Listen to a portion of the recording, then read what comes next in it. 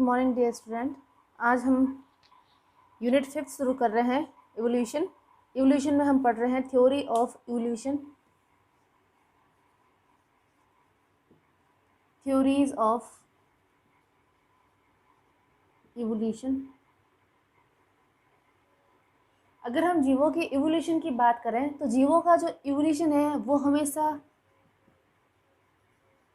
Simplest form से complex की तरफ हुआ है, यानी कि सरल जीवों से जो है जटिल जीव की तरह उत्पत्ति हुई है।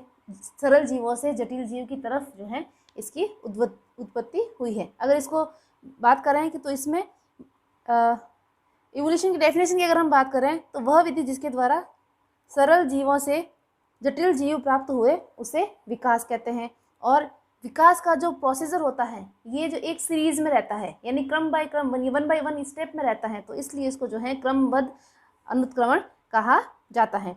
अब हम बात करें कि इसको जो है विकास के आधार पर दो प्रकार में डिवाइड कर सकते हैं हम, प्लांट और एनिमल के जो डेवलपमेंट होता है उसमें।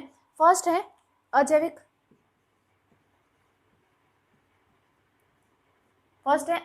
अजैविक को या फिर इसको इनऑर्गेनिक भी कह सकते हो।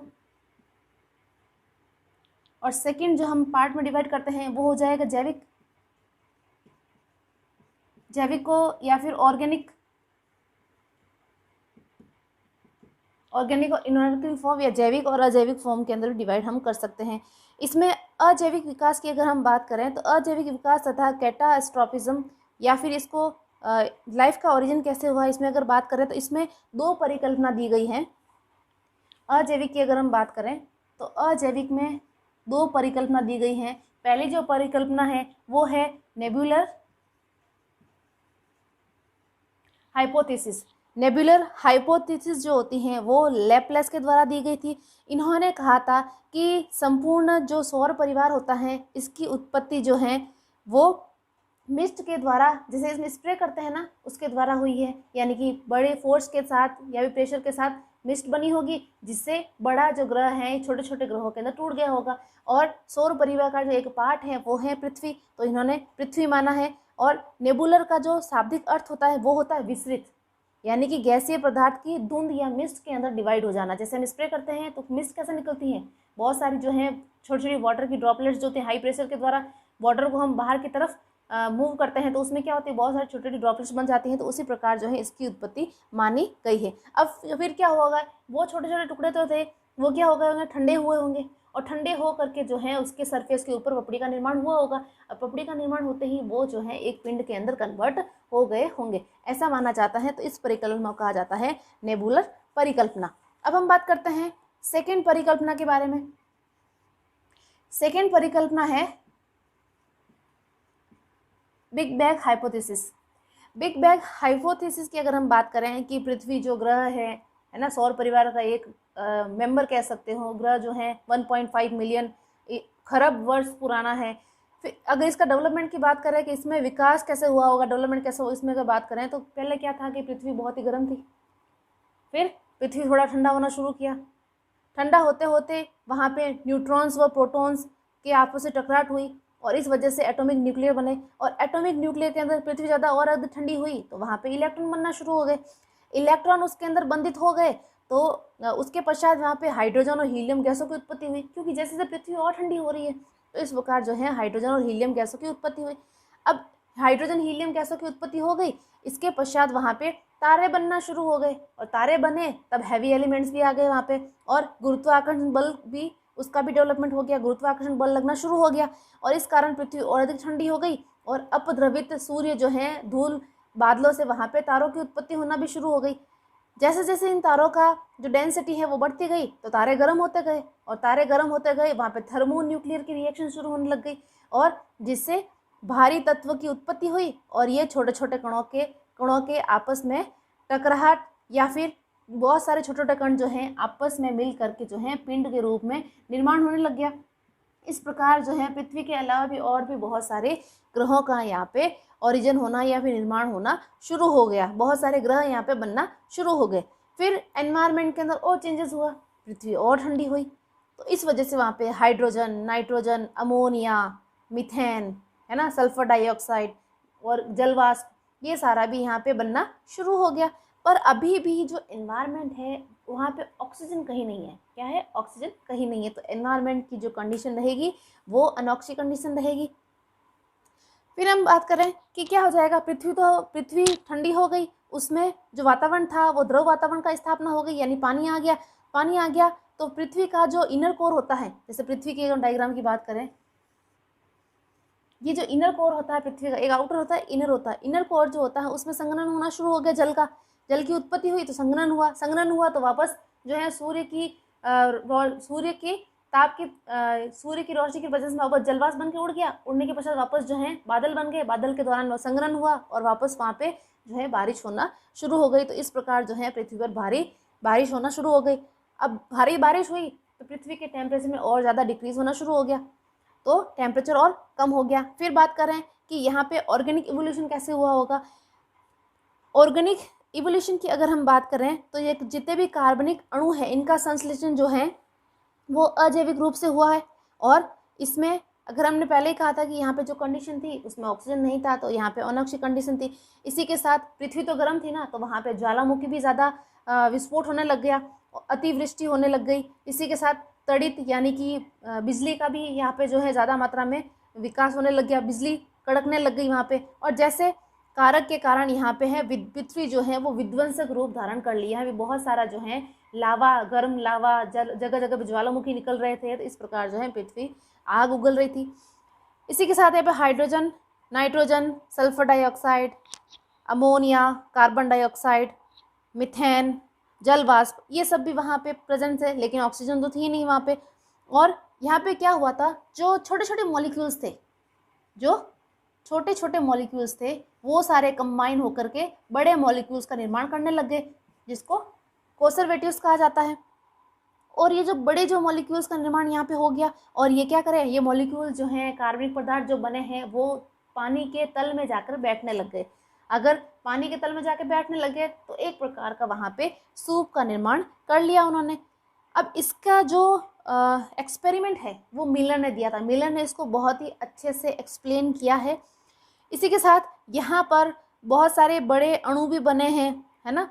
और उस अणु की अगर हम बात करें कि जैसे इनऑर्गेनिक मॉलिक्यूल्स बने हैं। इनऑर्गेनिक मॉलिक्यूल्स के अंदर यहाँ पे हैं formaldehyde, formic acid, acetic acid, propionic acid, glycolic acid, lactic acid, alpha hydroxybutyric acid, succinic acid, urea, glycine, methyl urea, alanine, aspartic acid, glutamic acid, aminobutyric acid, इन सब का भी यहाँ पे संश्लेषण हो रहा शुरू हो गया। अब मिलर ने जो एक्सपेरिमेंट किया उसमें क्या था, उसमें अमीनो एसिड का संश्लेषण हुआ। उसके लिए जो है क्या क्या जरूरी है, HCN,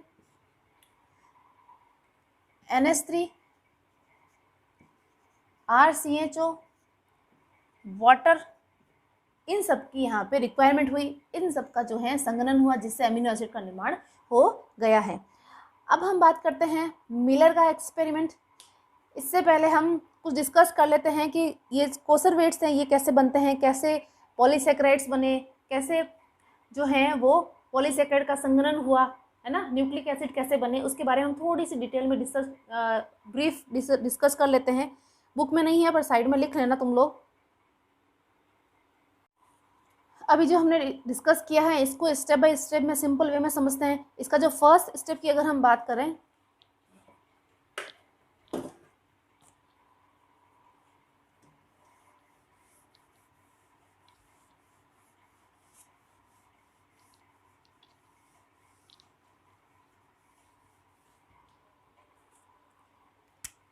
इसमें अगर फर्स्ट स्टेप को अगर हम देखें तो है formation of organic monomer form inorganic material, यानी इनऑर्गेनिक से हमको ऑर्गेनिक बनाना है, उसमें भी मोनोमर यानी एक यूनिट बनानी है, जिसमें CH4, water vapours plus NH3 ये आएंगे। और ये सब मिल करके क्या बनाएंगे, शुगर बनाएंगे और बनाएंगे यहाँ पे अमीनो एसिड, और ये मोनोमर फॉर्म में बनेगा। फिर CO2 और अमोनिया ये मिलकर के HCN बनाएगा, और HCN जो है वो नाइट्रोजनस कंपाउंड बनेगा या फिर नाइट्रोजनस बेसिस बनेगा, जिससे DNA RNA ये सब बनेंगे। इनका फॉर्मेशन के लिए क्या करते हैं कि यहाँ पे जो वाटर है, मीथेन है, हाइड्रोजन और अमोनिया, इन सब का संघनन हुआ, ये सब आपस में रिएक्शन की, इन सब ने रिएक्शन करके इन्होंने मोनोमर बनाए। मोनोमर जो है वो है अमीनो एसिड, दूसरा बनेगा यहाँ पे शुगर, तीसरा बनेगा यहाँ पे न्यूक्लियोटाइड। ये 3 मोनोमर बने और अब इन मोनोमर से जो है पॉलीमर बन गया। क्या है? पॉलीमर। अगर अमीनो एसिड का पॉलीमर की बात करें तो ये हो जाएगा पॉलीपेप्टाइड। अमीनो एसिड का जो पॉलीमर होता है हमेशा पॉलीपेप्टाइड होता है। शुगर का अगर पॉलीमर की बात करें तो वो पॉलीसेकेराइड हो जाएगा। न्यूक्लियोटाइड्स की अगर बात करें तो यहाँ पे नाइट्रोजनस बेसेस यानी न्यूक्लिक एसिड बन जाएंगे यहाँ पे। इस प्रकार जो है मोनोमर से पॉलीमर यूनिट बनती। इनके संघनन से मोनोमर बनना ये पहला स्टेप है और मोनोमर से पॉलीमर बनना ये है सेकेंड स्टेप। थर्ड स्टेप में अगर हम बात करें कि ये जो पॉलीमर होता है, ये जो सेकेंड स्टेप है, अब थर्ड स्टेप में अगर हम बात करें कि जो हमने पॉलीमर्स बनाए हैं, जैसे पॉलीपेप्टाइड्स बनाए, पॉलीसेकेराइड्स बनाए, न्यूक्लिक एसिड बनाए, ये जो हमने बनाए हैं इन सब का हो जाएगा एग्रीगेशन। क्या हो जाएगा? एग्रीगेशन। और एग्रीगेशन होकर के ये प्रोटोबायंट बनाएंगे। फिर हम बात करें कि ये है पॉलीपेप्टाइड, ये है पॉलीसेकेराइड, पॉलीपेप्टाइड, पॉलीसेकेराइड और अमीनो एसिड, इन तीनों का एग्रीगेशन होगा। एग्रीगेशन होकर के यहाँ हम बना रहे हैं एक मॉलिक्यूल, जैसे ये बना लिया जिसमें ये सब है, इन सब का एग्रीगेशन से हुआ। ठीक है, अब इसको बोलेंगे कोसरवेट, इसको बोलेंगे कोसरवेट। अब इस कोसरवेट के अंदर डिवीजन हुआ, तो डिवीजन होने की वजह से इसके अलग अलग टुकड़े बन गए और ये जो अलग अलग टुकड़े बने हैं इसके अंदर वेरिएशन आ गया। तो यहाँ पे वेरिएशन क्रिएट होने की वजह से जो है यहाँ पे फिर अलग अलग प्रजाति बन गई। अलग अलग प्रजाति बनने की वजह से यहाँ पे नेचुरल सिलेक्शन हुआ होगा, नेचर ने इसको सेलेक्ट किया होगा, जिसको सिलेक्ट किया वो सर्वाइव किया होगा, जिसको सिलेक्ट नहीं किया वो डिस्ट्रॉय हो गई होगी। इसी के साथ यहाँ पे प्रोकैरियोटिक लाइफ फॉर्म बनी होगी, यूकैरियोटिक लाइफ फॉर्म बनी होगी। यहाँ से जो है इसका बेसिस स्टार्ट होता है। अब हम बात कर रहे हैं यूरे एंड मिलर एक्सपेरिमेंट। बुक के अंदर सिर्फ मिलर का नाम दे रखा है, पर ये जो एक्सपेरिमेंट इस बुक में दे रखा है वो यूरे एंड मिलर दोनों का एक्सपेरिमेंट है।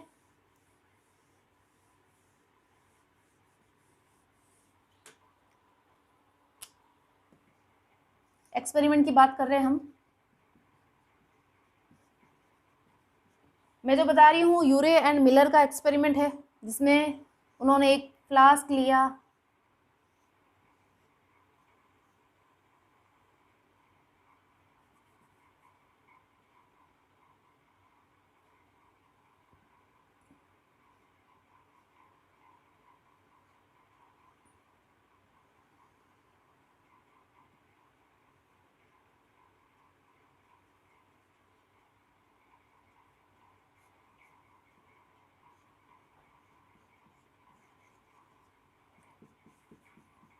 ये हमने लैंप जलाया है, इधर ये लैंप जलाया है, यहाँ पे हमने एक फ्लास्क लिया है,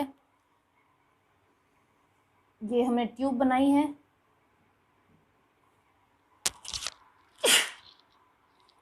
सॉरी,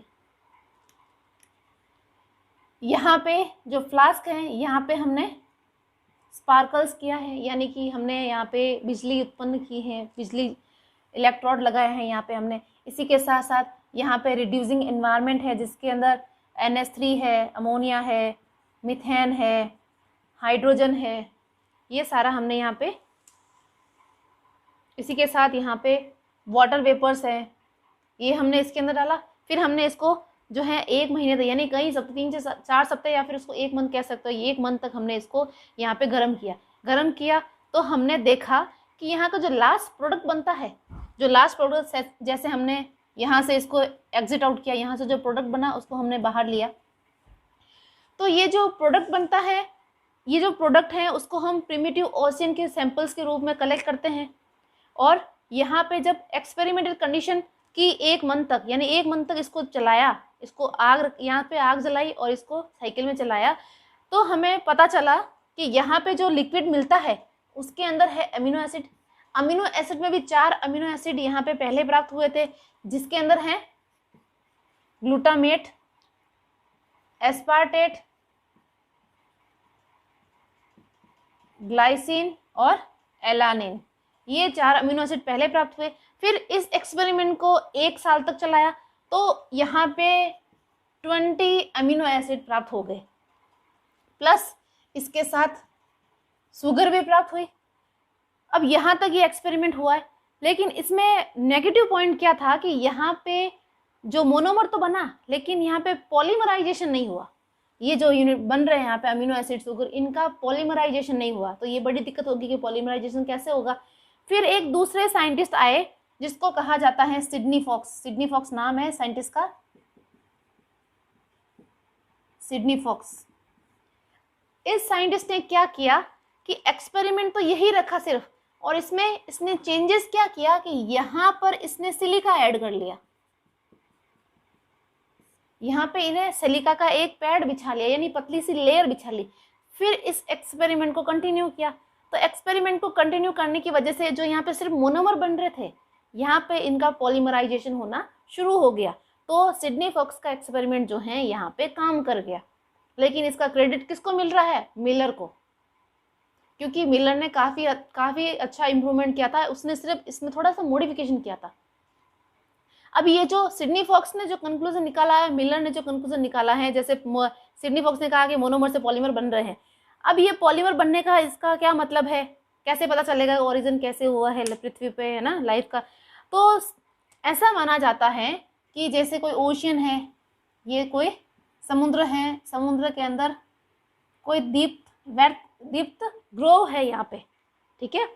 अब यहाँ पे ये ग्रोव है, अब यहाँ पे क्या है, वॉल्केनिक एक्टिविटी के रीजन रहे होंगे, तभी यहाँ पे ये दरार बन गई है। दरार के यहाँ पे सिलिका पैड है, तो यहाँ पे जो है वाटर है, तो यहाँ से लाइफ का ओरिजिन हुआ होगा। तो इसलिए लाइफ का ओरिजिन जो है ओशियन से माना जाता है और पानी से माना जाता है। ओशियन में भी दीप्त जो वेंथ होती है वहाँ से ये माना जाता है। अब यहाँ से क्यों है? क्योंकि यहाँ वॉल्केनिक एक्टिविटी हुई होगी, तो यहाँ पे थर्मल एनर्जी प्रोड्यूस हुई होगी, या फिर इसको कहेंगे हाइड्रोथर्मल वेंथ कहते हैं, इसको हाइड्रोथर्मल वेंथ कहा जाता है। अब यहाँ पे जो है सफिशियंट थर्मल एनर्जी जो थी वो यहाँ प्रोवाइड हो रही थी। अब यहाँ पे कंडीशन क्या रही होगी? यहाँ पे रिड्यूस एनवायरनमेंट रहा होगा, इसी के साथ साथ एनारोबिक कंडीशन रही होगी एंड वाटर प्रेजेंस था। इस वजह से यहाँ पे लाइफ का जो ओरिजिन है वो माना जाता है।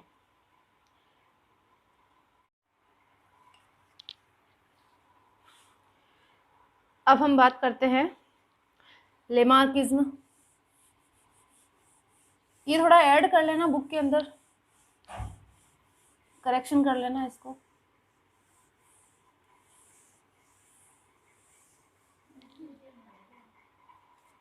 अब हम बात करते हैं लेमार्किज्म, यानी कि theories of organic evolution.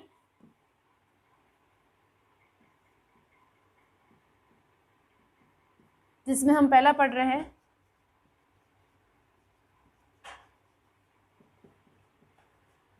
Lamarckism. Lamarck का नाम तो सबने सुना ही होगा।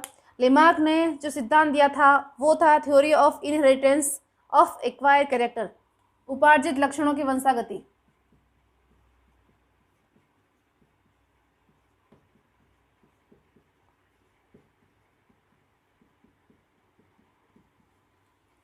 लेमार्क ने जो सिद्धांत दिया था वो था उपार्जित लक्षणों की वंशागति।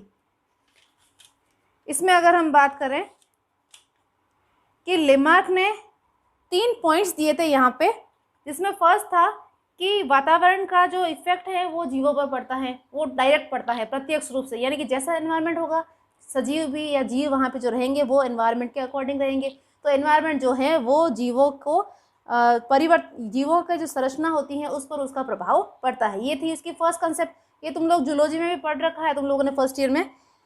सेकंड, अगर हम बात करें कि सेकंड जो इन्होंने कंसेप्ट दिया, जो पॉइंट दिया, उन्होंने कहा कि जीव अपने अंगों का जो उपयोग करते हैं तो वो ज़्यादा डेवलप हो जाते हैं, जिन अंगों का उपयोग वो नहीं करते हैं यानी अनयूजफुल होते हैं तो वो ज़्यादा ग्रोथ करते हैं, जिनका यूजफुल नहीं होता है वो डिस्ट्रॉय हो जाते हैं या विलुप्त हो जाते हैं। ये था इनका सेकेंड कंसेप्ट।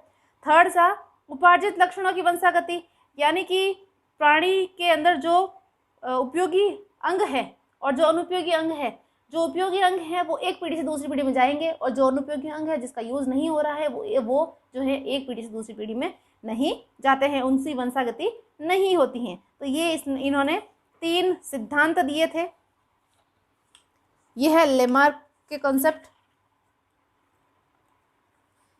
इसी के साथ उन्होंने जो चौथा कंसेप्ट है वो है जीवों में वातावरण, उनकी आवश्यकता या फिर उपयोगी एवं अनुपयोगी के आधार पर जो मॉडिफिकेशन हुए हैं वो अगली पीढ़ी को वंशानुगत हो जाते हैं। नए अंगों का निर्माण जो हुआ है वो नई आवश्यकता के लिए हुआ है। जैसे जैसे उनको आवश्यकता हुई वैसे वैसे नए अंगों का निर्माण हो गया होगा।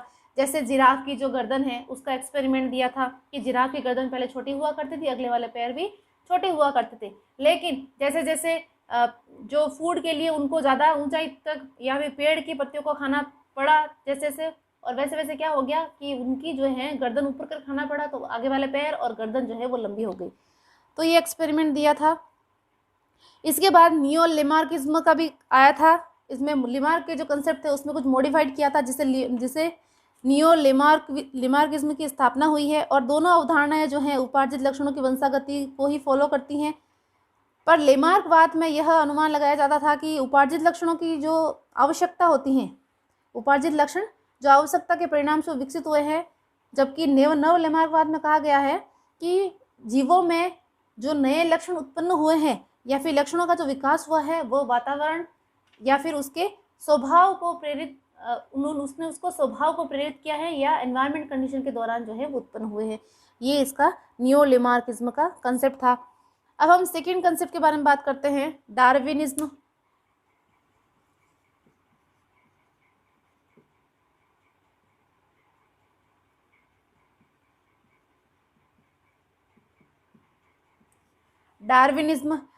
डार्विन ने दिया था थ्योरी ऑफ नेचुरल सिलेक्शन।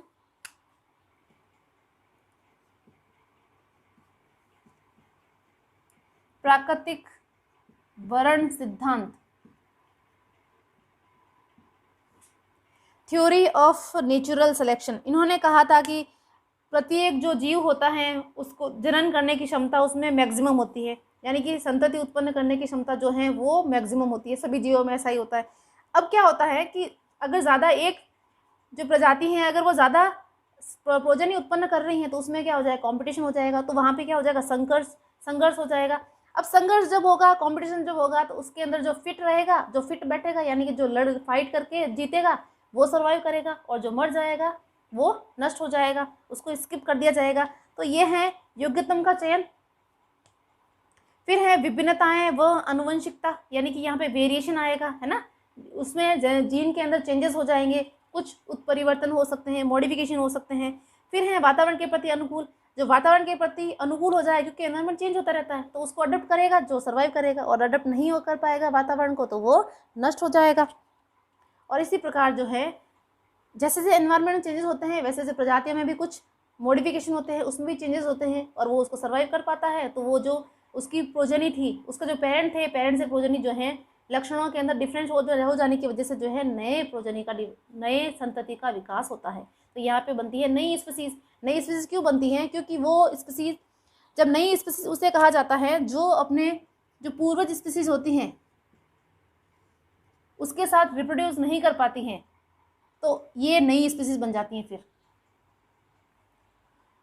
तो नई स्पीसीज का जो निर्माण है वो म्यूटेशन से होता है। म्यूटेशन का जो सिद्धांत है, उत्परिवर्तन का सिद्धांत जो है ह्यूगो डी व्रीज ने दिया था। अब हम डार्विन की बात करते हैं। डार्विन ने कुछ 3 महत्वपूर्ण परिकल्पनाएं दी हैं, जिसमें पहला है कि जीव प्रचुर मात्रा में प्रजनन करते हैं, और सेकंड है एक प्रजाति की उत्पन्न संतति या समष्टि में विस्तृत भिन्नताएं देखने को मिलती हैं, और थर्ड है कुछ संततियां जीवित रहने के लिए संघर्ष करती हैं, और वो संघर्ष जो होता है वो इंट्रा स्पेसिफिक हो सकता है और इंटर स्पेसिफिक संघर्ष भी हो सकता है, जिसमें प्राकृतिक वर्ण या योग्यतम की उत्तरजीविता का सिद्धांत जो है वो काम करता है, यानी नेचर उसको सेलेक्ट करती है। अब डार्विन ने क्या किया, प्रजातियों में 2 प्रकार की विभिन्नताएं देखी, जिसमें पहला था सतत विभिन्नताएं। सतत विभिन्नताओं का मतलब होता है कि एक ही लक्षण विशेष में पाई जाने वाली विभिन्नताएं क्रमबद्ध, यानी एक के बाद एक स्टेप बाय स्टेप चल रही है। असतत विभिन्नताओं का मतलब होता है कि एक ही प्रजाति में अचानक से कोई लक्षण उत्पन्न हो गया है और वो लक्षण जो है अगली पीढ़ी में जा ही नहीं रहा है, जो क्रमबद्ध नहीं है, तो वो हो जाएगा असतत विभिन्नताएं। यहाँ पे हमारा डार्विन कंप्लीट होता है।